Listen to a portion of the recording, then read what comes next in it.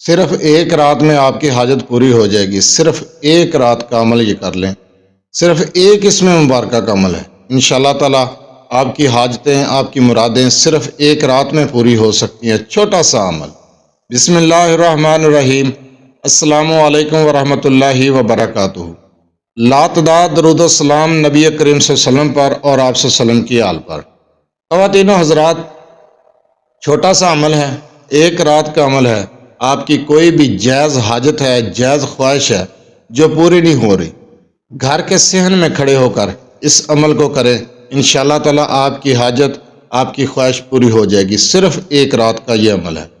وظیفے کی طرف جانے سے پہلے، عمل بتانے سے پہلے آپ سے چھوٹی سی گزارش ہے، چینل کو سبسکرائب، ویڈیو کو لائک اور شیئر کر دیا کریں۔ یہ آپ کی طرف سے آپ کا خلوص، آپ کی محبت ہوتی ہے اور ہمارے لیے حوصلہ افزائی ہوتی ہے۔ تو چلتے ہیں ہم اپنے وظیفے کی طرف۔ پہلے وظیفے کو غور سے سنیں، غور سے سمجھیں اور اس کے بعد وظیفہ کریں۔ وظیفے کو میں مکمل تفصیل کے ساتھ بتا دیتا ہوں۔ بار بار میسج کر کے، واٹس ایپ پر وائس کر کے آپ لوگ وظیفے کا پوچھتے ہیں کہ کل جو آپ نے وظیفہ بتایا دوبارہ بتا دیں۔ اگر آپ ویڈیو کو غور سے سن لیں، غور سے سمجھ لیں تو میسج کی ضرورت پیش نہ آئے۔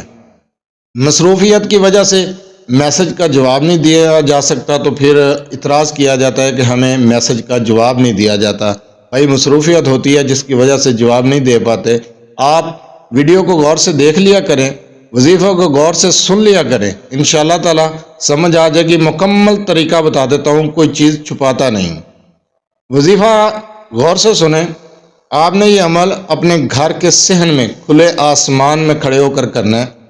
آپ کی کوئی حاجت ہے، کوئی خواہش ہے، اس کو مد نظر رکھتے ہوئے، اس کا تصور رکھتے ہوئے اس وظیفے کو کرنا ہے۔ گھر کے صحن میں کھڑے ہو جائیں، کھلے آسمان کے نیچے کھڑے ہونا ہے۔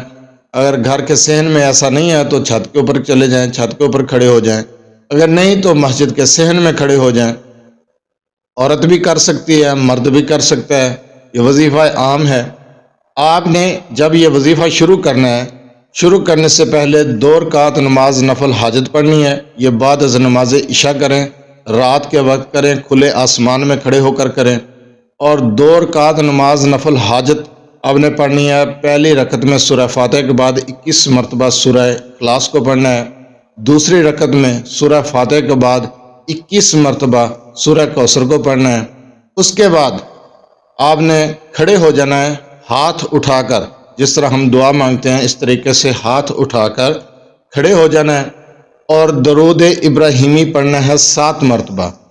پھر آپ نے پڑھنا ہے یا وہابو، صرف ایک اسم مبارک ہے یا وہابو، اس کی تعداد نہیں ہے، کثرت کے ساتھ پڑھنا ہے، لا تعداد مرتبہ پڑھنا ہے۔ اتنی مرتبہ پڑھیں کہ آپ کھڑے کھڑے تھک جائیں۔ اس کے بعد پھر 7 مرتبہ درود ابراہیمی اور چہرے، جو ہاتھ آپ نے اٹھائے ہوئے ہیں ان کو اپنے چہرے پر پھیر لینا ہے۔ اس طریقے سے یہ آپ کا وظیفہ مکمل ہو گیا۔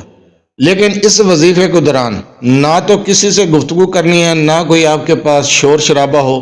یکسوئی کے ساتھ، توجہ کے ساتھ، دل لگی کے ساتھ، خلوص نیت کے ساتھ اس وظیفے کو کریں۔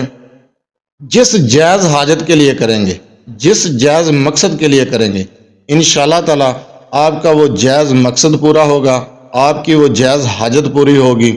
دوران وظیفہ گفتگو کرنے سے پرہیز کریں، بالکل تنہائی میں کریں اور کھلے آسمان میں کریں۔ کھلے آسمان کے نیچے کھڑے ہو کر، ہاتھ اٹھا کر، وظیفہ بھی کھڑے ہو کر کرنا ہے۔